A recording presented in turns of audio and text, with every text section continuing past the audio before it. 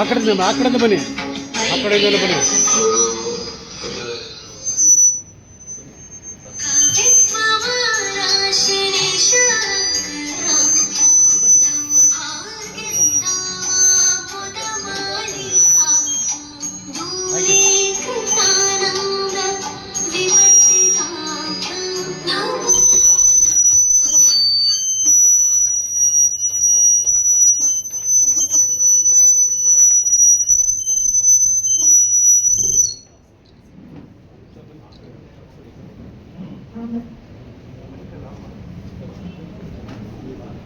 Sir ಈ ಕಡೆ ತಿರುಗಿಕೊಳ್ಳಿ sir.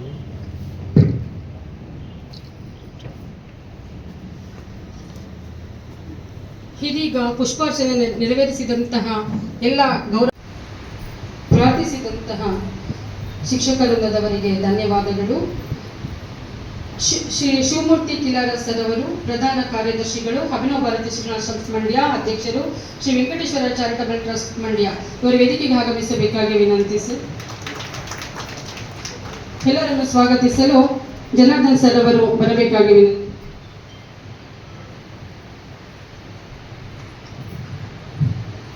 ಗುರುದೇವರೇ ನಮಃ. ಎಲ್ಲ ಕುಲಕೋಟಿ ದೇವತೆಗಳಿಗೆ ಪ್ರಥಮವಾಗಿ ನಮಸ್ಕಾರ ತಿಳಿಸ್ತಾ, ಅಭಿನವ ಭಾರತಿ ಶಿಕ್ಷಣ ಟ್ರಸ್ಟ್ ಮಂಡ್ಯ ಹಾಗೂ ವೆಂಕಟೇಶ್ವರ ಚಾರಿಟಬಲ್ ಟ್ರಸ್ಟ್ ಮಂಡ್ಯ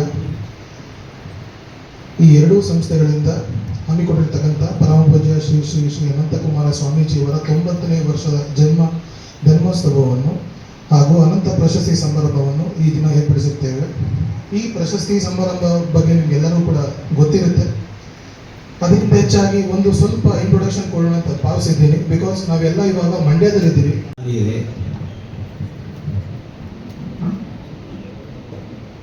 ದಾಸರು ಒಂದು ಮಾತನ್ನು ಹೇಳ್ತಾರೆ, ಇದು ಭಾಗ್ಯ ಇದು ಭಾಗ್ಯ ಇದು ಭಾಗ್ಯವಯ್ಯ ಅಂತ. ಈ ಮಾತನ್ನು ಯಾಕೆ ಹೇಳಿದೆ ಅಂದರೆ, ನನ್ನ ಕಾಲೇಜಿನ ಓದಿನ ದಿನಗಳಲ್ಲಿ ನನಗೆ 4-6 ಅಕ್ಷರಗಳನ್ನು ಕಲಿಸಿದ, ನನ್ನನ್ನು ತಿಳಿದ ಒಬ್ಬ ಮಹಾನುಭಾವರು ಈ ಒಂದು ವೇದಿಕೆ ಮೇಲ್ಗಡೆ ಆಸೀನರಾಗಿರೋ ನನಗೆ ಬಹಳ ಸಂತೋಷವನ್ನು ಉಂಟು ಮಾಡಿ, ನನ್ನನ್ನು ಮರ್ತುಬಿಟ್ಟಿದ್ದಾರೆ ಅವರು. ಈಚಾ ಬೋರ್ಲಿಂಗಯ್ಯನವರು. ನನ್ನ ಕಾಲೇಜು ದಿನಗಳಲ್ಲಿ ಅವರ ಪಾಠಗಳನ್ನು ಕೇಳಿದ್ದೇನೆ. ಅಂತ ಅಲ್ಲದೆ ವೇದಿಕೆ ಮೇಲೆ ಇರ್ತಕ್ಕಂಥ ಎಲ್ಲ ರತ್ನಗಳು, ಎಲ್ಲ ಪ್ರತಿಭಾವಂತರು ಇದ್ದಾರೆ. ಅವ್ರ ಮುಂದೆ ನಾನು ಭಾಷಣ ಮಾಡಿದ್ದೆ ನಾಚಿಕೆ ಆಗುತ್ತೆ. ಆದರೂ ನನ್ನ ಅನುಭವಗಳನ್ನು ತಮ್ಮ ಮುಂದೆ ಬಿಚ್ಚಿಡಲೇಬೇಕಾಗಿದೆ. ಯಾಕೆಂದರೆ ಇದು 2 ದಿನ 3 ದಿನದ ಕಥೆಯಲ್ಲ. ದಯವಿಟ್ಟು 10-15 ನಿಮಿಷ ತಾವು ಕೇಳಿಸ್ಕೊಳ್ಳಿ. ನಾನು ಕಾಲೇಜಿನ ಓದಿನ ದಿನಗಳಲ್ಲಿ ನನ್ನ ಓದು ಚಿನಕುಳ್ಳಲ್ಲಿ ಮುಗಿಸ್ಕೊಂಡು ಪಾಂಡವಪುರ 11th ಸ್ಟ್ಯಾಂಡರ್ಡ್ಗೆ ನಾನು ಬಂದು ಜಾಯ್ನ್ ಆದೆ. ಆ ಕಾಲೇಜಿನಲ್ಲಿ ಇರ್ತಕ್ಕಂಥ ಪುಸ್ತಕಗಳೇ ಒಂದು 50 ಪುಸ್ತಕದ ಮೇಲಿಲ್ಲ. ಒಂದು ಕಾಲೇಜು. ನನ್ನ ಓದಿಗೆ ಪುಸ್ತಕಗಳು ಸಾಕಾಗ್ತಾ ಇರಲಿಲ್ಲ. ನನಗೆ ಮೈಸೂರಿಗೆ ಹೋಗಲಿಕ್ಕೆ ಕಾಸು ಹಣವೇ ಇರಲಿಲ್ಲ. ಅಲ್ಲಿ 8 ಆಣೆ ಕೊಡಲಿಕ್ಕೂ ಟ್ರೈನ್ಗೆ ನನ್ನ ಹಣ ಇರಲಿಲ್ಲ. ಆದರೆ ನನ್ನ ಚಟಗಾರಿಕೆ ಬಿಡಲಿಲ್ಲ. ರೈಲ್ವೆ ಹಳಿ ಮೇಲೆ 20 ಕಿಲೋಮೀಟರ್ ನಾನು ನಡ್ಕೊಂಡು ಹೋಗಿ ಸಿಟಿ ಲೈಬ್ರರಿ ಗಂಗೋತ್ರಿಯಲ್ಲೆಲ್ಲ ಹೋಗಿ ಓದ್ಕೊಂಡು ಬರ್ತಾ ಇದ್ದೆ. ಆದರೆ ಒಂದೇನು ಅಂದರೆ, ನಾವು ಓದಲೇಬೇಕು ಅನ್ನೋದು ಒಂದು ಹಠ ಮಾಡಿದ್ದೆ. ಏನೇ ಬರಲಿ, ಕಷ್ಟ ಬರಲಿ ಅಂದರೆ. ಏಕೆಂದರೆ ಹಳ್ಳಿಗಳ 1962-63 ಓದುಗಳ ಇದರಲ್ಲಿ ಹಳ್ಳಿಗಳ ಸ್ಥಿತಿ ಏನಿತ್ತು ಅಂದರೆ, ಅಮೇರಿಕದಿಂದ ಕೆಂಪು ಜೋಳ ತಂದು ಅದನ್ನು ಸೊಸೈಟಿಲಿ ಹಂಚೋರು. ನನ್ನ ತಂದೆ ತಾಯಿಗಳು ಅಂತ ಅಕ್ಷರವಂತರಲ್ಲ, ಭಾಳ ಬಡತನ, ಮಕ್ಕಳುಗಳು, ಅವ್ರು ಸಾಕೋದೇ ಒಂದು ದೊಡ್ಡ ಹಿಂಸೆ. ಆಗ ನಾನು ಬರ್ತಾ ನಾನು ಹಣ ಮಾಡಬೇಕು ಅನ್ನೋ ಒಂದು ಚಟಗಾರಿಕೆನೂ ನಾನು ಹುಟ್ಟಲಿಲ್ಲ. ನನ್ನ ಆ ಓದಿನ ದಿನಗಳು ಭಾಳ ಕಷ್ಟಕರವಾಗಿತ್ತು. ಆಗ ನನಗೊಂದು ಯೋಚನೆ ಬಂತು, ನಾನು ಯಾಕೆ ಒಂದು ಗ್ರಂಥಾಲಯವನ್ನು ನಿರ್ಮಿಸಬಾರ್ದು, ನಮ್ಮ ಮುಂದಿನ ಪೀಳಿಗೆ ಮಕ್ಕಳುಗಳಿಗೆ ಆ ಜ್ಞಾನವನ್ನು ಹಂಚಬಾರ್ದು ಅಂತ. ಆದರೆ ನಾನಿರೋ ಸ್ಥಿತಿ ಆ ಸ್ಥಿತಿ ಇರಲಿಲ್ಲ. ನಾನು ಡಿಗ್ರಿ ಮುಗಿಸ್ಕೊಂಡು ಹೊರಬರುವಾಗ ಕೆ ಅನಂತರಾಮ ಅನ್ನೋ ಒಬ್ಬ ಮಹಾನ್ ಚೇತನ ನನ್ನ ಭಾಗ್ಯ ದೇವರು. ಅವ್ರು ಹೇಳಿದಂಥ 3 ಮುತ್ತಿನಂತ ಮಾತುಗಳು ನಾನು ಇವತ್ತಿನವರೆಗೂ ಪಾಲಿಸ್ಕೊ ಬಂದೆ. ಏನಂದ್ರೆ ಅವರಿಷ್ಟೇ, ಇವತ್ತು ನಿಮಗೆ ಕಾಲೇಜ್ ಮುಗೀತು, ನಿಮಗೆ ಒಂದು ಸರ್ಟಿಫಿಕೇಟ್ ಸಿಗುತ್ತೆ, ಎಲ್ಲೋ ಒಂದು ಕಡೆ ಕೆಲಸ ಸಿಗುತ್ತೆ, ಸೋಕಿಯಾಗಿ ಜೀವನ ಮಾಡ್ಕೊಂಡು ಹೋಗ್ಬೋದು ಅಂತ ಸ್ನೇಹಿತರೆ ನೀವು ಭಾವಿಸಿದ್ದೀರಿ. ಅದು ತಪ್ಪು. ಇದು ಕೇವಲ ಒಂದು ಕಾಗದದ ಚೂರು ನಿಮಗೆ ಈ ಸರ್ಟಿಫಿಕೇಟ್ ಕೊಡ್ತಕ್ಕಂಥದ್ದು. ನಿಮ್ಮ ಜೀವನವನ್ನು ರೂಢಿಸ್ಕೊಳ್ಳಿ, ನಿಮ್ಮ ಬದುಕನ್ನು ಕಟ್ಕೊಳ್ಳಿಕ್ಕೆ ಮಾತ್ರ ಇದು. 3 ಇದನ್ನು ಹೇಳ್ತೀನಿ, ಇದನ್ನು ಗಮನವಿಟ್ಕೊಳ್ಳಿ ಅಂತ. ಒಂದೇದು, ನೀವು ಬದುಕ್ತಾ ಇರ್ತಕ್ಕಂಥ ನೆರೆ ಹೊರೆ ನಿಮ್ಮ ಸ್ನೇಹಿತರು ಅಕ್ಕಪಕ್ಕದ ಜೊತೆ ಬಹಳ ಸೌಹಾರ್ದಯುತವಾಗಿ ಜೀವನ ಮಾಡಿ. ಯಾವುದೇ ವಿಧವಾದಂಥ ಒಂದು ಇದಕ್ಕೂ ನೀವು ಸಿಗಾಕೊಳ್ಬೇಡಿ. ಒಂದು ಸಣ್ಣ ಪುಟ್ಟಕ್ಕೆಲ್ಲ ನೀವು ಅಕ್ಕಪಕ್ಕ ಜಗಳ ಡ್ಯೂಟಿ ಮಾಡಬೇಡಿ ಅಂತ.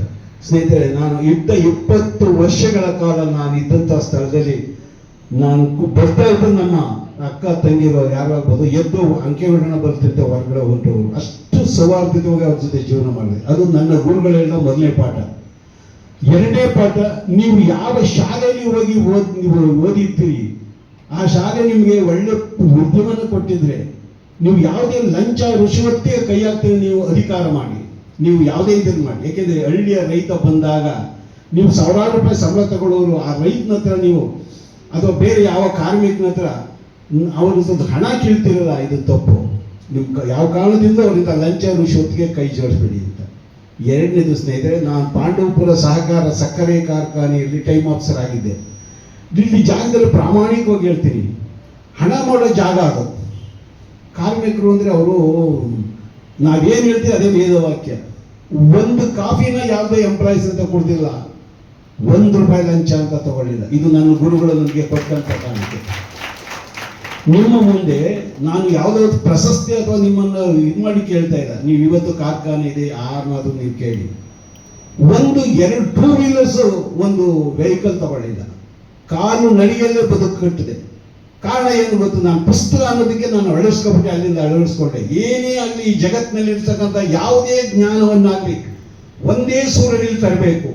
ಅದು ಯಾವುದೇ ವಿಧವಾದ ಕಾರಣದಿಂದಲೇ ಹಣ ಪಡೆದು ಇದು ಮಾಡಬಾರ್ದು. ನೀನು ಎಂಟ್ರೆನ್ಸ್ ಫೀಸ್ ಕೊಡು, ಮೆಂಬರ್ಶಿಪ್ ಫೀಸ್ ಕೊಡು, ಅಥವಾ ಅದು ಕಟ್ಕೊಡು, ಇದು ಯಾವುದನ್ನೂ ಬಳಸ್ತಿಲ್ಲ. ಇವತ್ತು ಅಷ್ಟೇ, ಸುಮಾರು 55 ವರ್ಷದಿಂದ ಏಕಾಂಗಿಯಾಗಿ ನಾನು ಒಬ್ಬನೇ ಇದನ್ನು ಮಾಡ್ತಾ ನನ್ನ ಪರಿಚಯ ಅವರ ನಿಕಟತೆ ಡೆವಲಪ್ ಮಾಡ್ಕೊಳ್ಳೋಕ್ಕೆ ಸುಮಾರು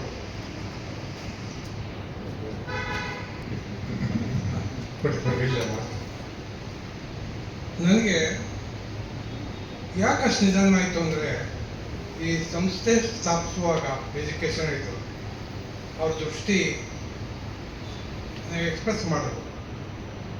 ಈ ಸಂಸ್ಥೆ ಸ್ಥಾಪಿಸೋದ್ರಿಂದ ಮಕ್ಕಳ ವಿದ್ಯಾಭ್ಯಾಸ ಒಂದೇ ಅಲ್ಲ, ಸುಮಾರು ಜನರ ಜ್ಞಾನ ವೇಸ್ಟ್ ಆಗ್ತಾ ಇದೆ, ವೃತ್ತಿಯಿಂದ ಸಿಗುತ್ತೆ. ಹಾಗಾಗಿ ಸಂಸ್ಥೆ ಬಹುಶಃ ಸಮಾಜದ ಬೆಳವಣಿಗೆಗೆ ಬಹಳ ಅನುಕೂಲ ಆಗ್ಬೋದು ಅಂತ. ಆಗ ಕಾರ್ಮಲ ಕಾನ್ವೆಂಟು ಮಂಡ್ಯದಲ್ಲಿ, ಸೆಂಟ್ ಜೋಸೆಫ್ ಕಾನ್ವೆಂಟ್, ಅದು ಬಿಟ್ಟರೆ ಬಾಕಿವೆಲ್ಲ ಗೌರ್ಮೆಂಟ್ ಸ್ಕೂಲ್ಸೇ.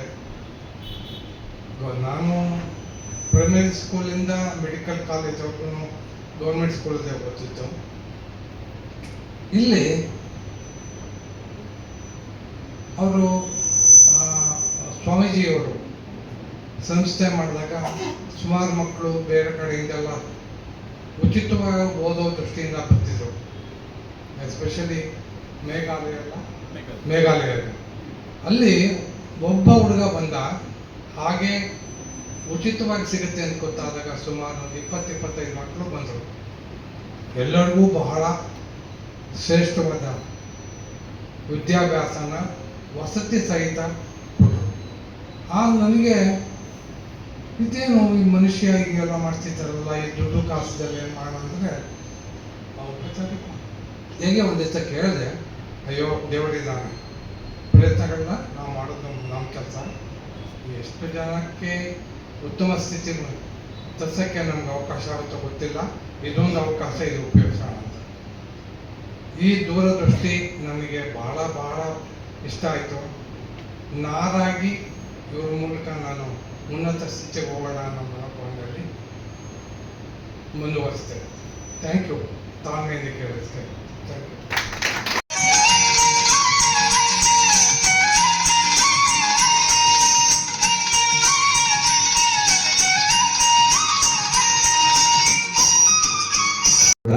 ಮಾಡಿದ್ದಾರೆ. ಹಂಪಿಯ ಕನ್ನಡ ವಿಶ್ವವಿದ್ಯಾಲಯದ ಕುಲಪತಿಯಾಗಿ ಹಾಗೂ ಕುಲಸಚಿವರಾಗಿ ಕನ್ನಡ ವಿಶ್ವವಿದ್ಯಾಲಯದ ಬುಡಕಟ್ಟು ಅಧ್ಯಯನದ ವಿಭಾಗದ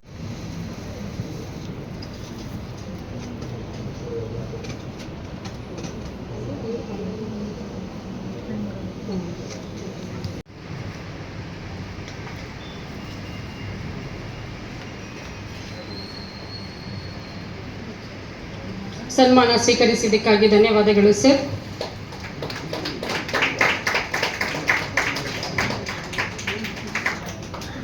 ಇದೀಗ ಇನ್ನೋರ್ವ ಸನ್ಮಾನಿತ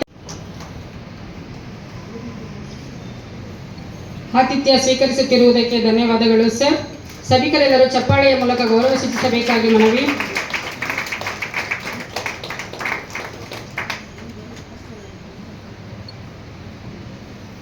ಗುರು ಸಾಕ್ಷಾತ್ ಪರಬ್ರಹ್ಮ ತಸ್ಮೈ ಶ್ರೀ ಗುರುವೇ ನಮಃ. ಸ್ವಾಮೀಜಿಯವರ 90ನೇ ವರ್ಷದ ಜನ್ಮದಿನೋತ್ಸವ ಮತ್ತು ಆ ಸಂದರ್ಭದಲ್ಲಿ ಅವರ ನೆನಪಿನಗಾಗಿ ಕೊಡ್ತಾ ಇರ್ತಕ್ಕಂಥ ಪ್ರಶಸ್ತಿಗಳು, ಆ ಒಂದು ಸಂದರ್ಭದಲ್ಲೇ ಭವ್ಯ ಭಾರತದ ಒಂದು ಕಥೆಗಳನ್ನು ಕೂಡ ಪುಸ್ತಕವನ್ನು ನಾವು ಈ ಸಂದರ್ಭದಲ್ಲಿ ಮಾಡಲಿಕ್ಕೆ ಅವಕಾಶ ಮಾಡಿದಂಥ ವಿಚಾರ. ಇದೆಲ್ಲ ಸ್ವಾಮೀಜಿಯವರು ನಡೆಸ್ಕೊಂಡಂಥ ಬಂದ ಪರಂಪರೆಯಿಂದ ನಾವೆಲ್ಲ ಬರ್ತಾ ಇದ್ದೀವಿ. ಈಗಾಗಲೇ ತಮಗೆಲ್ರಿಗೂ ತಿಳಿಸಿದ್ರು, ನಮ್ಮ ಸ್ವಾಮೀಜಿಯವರು ಕಟ್ಟಿದಂಥ ಒಂದು ದೊಡ್ಡ ಸಂಸ್ಥೆಯಲ್ಲಿ ನಮ್ಮ ಡಾಕ್ಟರ್ ಚಂದ್ರಶೇಖರ್ ಸರ್ ಅಂತವರು ಅವರ ಬೆನ್ನೆಲುಬಾಗಿ ನಿಂತಂಥ ಮೊದಲಿಗರು.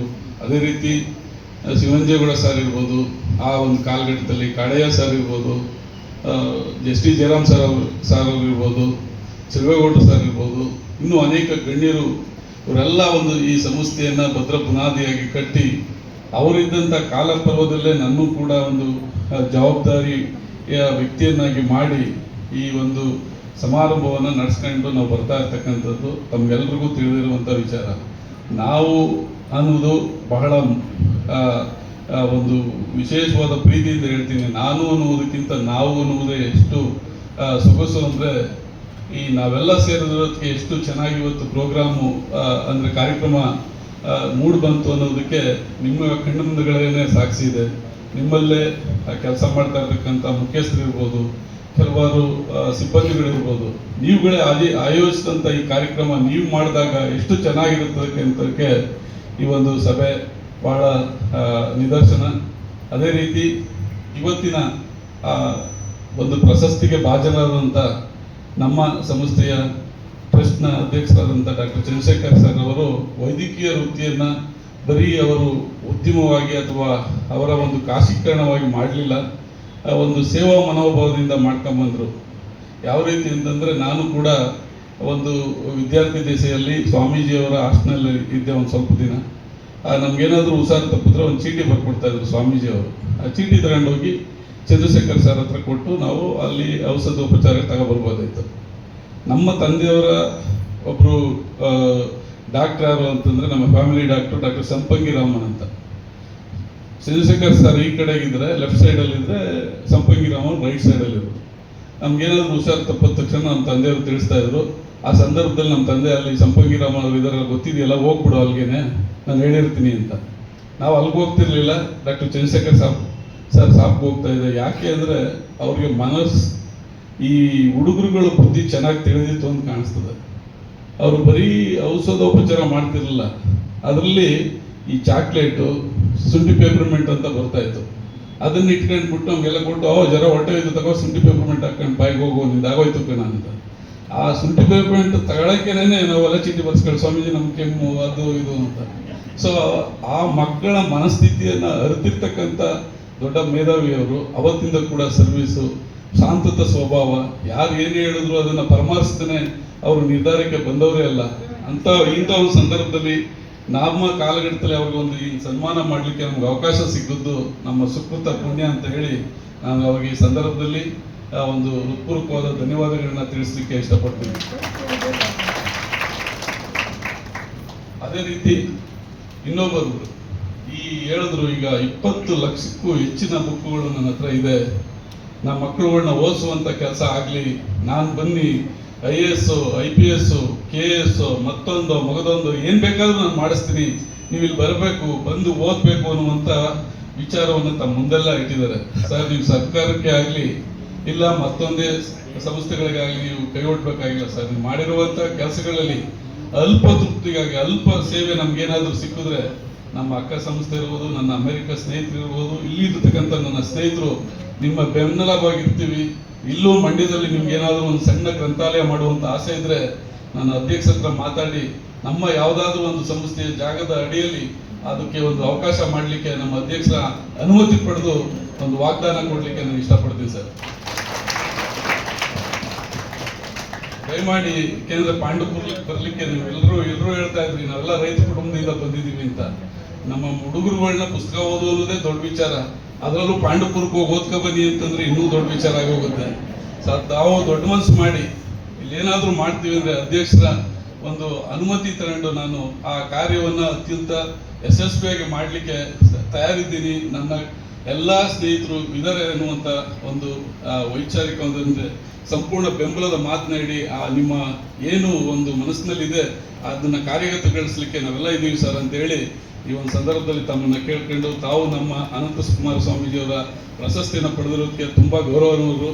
ಈ ಸಂದರ್ಭದಲ್ಲಿ ತಮಗೂ ಕೂಡ ಅಭಿನಂದನೆಗಳನ್ನ ತಿಳಿಸಲಿಕ್ಕೆ ನಾನು ಇಷ್ಟಪಡ್ತೀನಿ ಸರ್. ಅವರ 90ನೇ ವರ್ಷದ ಜನ್ಮೋತ್ಸವ ಹಾಗೂ ಶ್ರೀ ಅನಂತ ಪ್ರಶಸ್ತಿ ಪ್ರದಾನ ಸಮಾರಂಭ. ಮೊದಲನೇದಾಗಿ ತಮ್ಮೆಲ್ಲರಿಗೂ ಕೂಡ ಪರಮ ಪೂಜ್ಯ ಶ್ರೀ ಅನಂತಕುಮಾರ ಸ್ವಾಮೀಜಿಯವರ 90ನೇ ವರ್ಷದ ಜನ್ಮದಿನದ ಶುಭಾಶಯಗಳನ್ನು ಈ ವೇದಿಕೆಯಿಂದ ಅರ್ಪಿಸ್ತೇನೆ. ಪರಮ ಪೂಜ್ಯರಿಗೆ ನನ್ನ ಪ್ರಣಾಮಗಳು. ಇಂದಿನ ಈ ಸಮಾರಂಭದ ಅಧ್ಯಕ್ಷತೆಯನ್ನು ವಹಿಸಿರುವಂಥ ಪ್ರಧಾನ ಕಾರ್ಯದರ್ಶಿಗಳು ಅಭಿನವ ಭಾರತಿ ಶಿಕ್ಷಣ ಸಂಸ್ಥೆ ಮಂಡ್ಯ, ಅಧ್ಯಕ್ಷರು ಶ್ರೀ ವೆಂಕಟೇಶ್ವರ ಚಾರಿಟೇಬಲ್ ಟ್ರಸ್ಟ್ ಶ್ರೀ ಶಿವಮೂರ್ತಿ ಕೀಲಾರ ಅವರೇ, ಇವತ್ತಿನ ಪ್ರಶಸ್ತಿಯನ್ನು ಪ್ರದಾನ ಮಾಡಲಿಕ್ಕೆ ಆಗಮಿಸಿರುವಂಥ ಕನ್ನಡ ನಾಡು ಕಂಡ ಅಪ್ರತಿಮ ಜಾನಪದ ವಿದ್ವಾಂಸರು, ಬುಡಕಟ್ಟು ತಜ್ಞರು, ಹಂಪಿ ಕನ್ನಡ ವಿಶ್ವವಿದ್ಯಾನಿಲಯದ ವಿಶ್ರಾಂತ ಕುಲಪತಿಗಳು, ಕರ್ನಾಟಕ ಜಾನಪದ ಪರಿಷತ್ತಿನ ಅಧ್ಯಕ್ಷರಾದ ಆತ್ಮೀಯರು, ಹಿರಿಯರು, ಹಿತೈಷಿಗಳಾದ ಪ್ರೊಫೆಸರ್ ಇ ಜಿ ಬೋಲಿನವರೇ, ಇಂದಿನ ಅನಂತ ಪ್ರಶಸ್ತಿಗೆ ಭಾಜನರಾಗಿರುವಂಥ ಪದ್ಮಶ್ರೀ ಪುರಸ್ಕೃತರು, ಅಂಕೇಗೌಡ ಜ್ಞಾನ ಪ್ರತಿಷ್ಠಾನ ಅರಳಹಳ್ಳಿ ಪಾಂಡವಪುರ ಸನ್ಮಾನ್ಯ ಶ್ರೀ ಅಂಕೇಗೌಡ ಅವರೇ, ಅನಂತ ಪ್ರಶಸ್ತಿ ಪುರಸ್ಕೃತರಾದಂಥ ಡಾಕ್ಟರ್ ಚಂದ್ರಶೇಖರ್ ಅವರು, ಅಧ್ಯಕ್ಷರು ಅಭಿನವ ಭಾರತಿ ಶಿಕ್ಷಣ ಸಂಸ್ಥೆ ಮಂಡ್ಯ, ಮುಖ್ಯ ಅತಿಥಿಗಳಾಗಿ ವೇದಿಕೆಯಲ್ಲಿ ವಿದ್ವಾನ್ ಜಗದೀಶ್ ಶರ್ಮಾ ಅವರು ಉಪಸ್ಥಿತರಿದ್ದಾರೆ. ಇಂದಿನ ಈ ಸಮಾರಂಭದಲ್ಲಿ ಮಂಡ್ಯ ಜಿಲ್ಲೆಯ ಸಾಂಸ್ಕೃತಿಕ ಕ್ಷೇತ್ರದಲ್ಲಿ ತನ್ನ ವಿಶಿಷ್ಟವಾದ ಛಾಪನ್ನು ಮೂಡಿಸಿ ರಾಜ್ಯ ಮತ್ತು ರಾಷ್ಟ್ರ ಯುವ ಪ್ರಶಸ್ತಿ ಪುರಸ್ಕೃತರಾಗಿರುವ ಸ್ವತಃ ಕಲಾವಿದರಾಗಿರುವ ನನ್ನ ಆತ್ಮೀಯರಾದಂಥ ಕಿರಾರ ಕೃಷ್ಣೇಗೌಡರು, ಕರ್ನಾಟಕ ಜಾನಪದ ಪರಿಷತ್ತಿನ